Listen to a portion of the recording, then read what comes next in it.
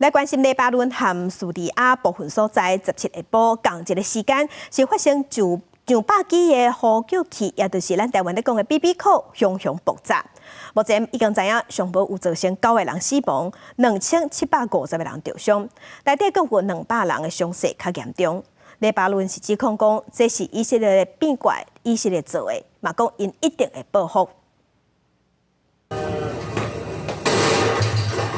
这个查甫人伫八路着一间超市买物件，错凶轰蹦一个砖倒伫涂骹。差不多同一个时间，黎巴嫩甲叙利亚部分地区嘛发生几百件类似的事件，造成重大伤亡。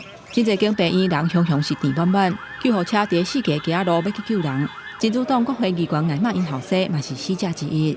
جديد على لبنان وسيكون للمقاومة الرد المناسب في الوقت المناسب إن شاء الله。救护人员讲，受伤的人大部分是腰、面、手甲目睭受伤，有的人手指头炸掉，有的人是规个手底拢无去。英国广播公司 BBC 报道，有一个火药的专家讲，这呼叫器内底可能有甲20公克军用顶级的炸药。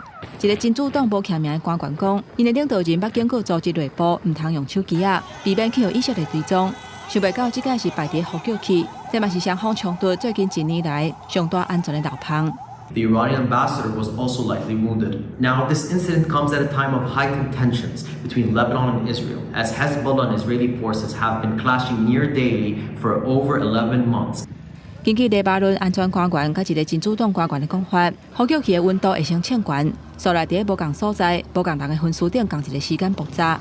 呼叫器是使用锂电池。真主党的官员讲，这爆炸的装置是以色列的安全行动造成的。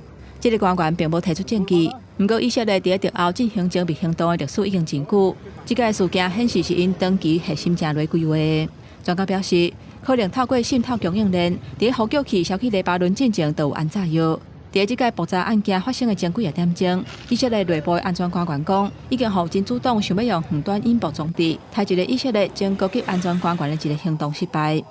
公司新闻吴文玲编译。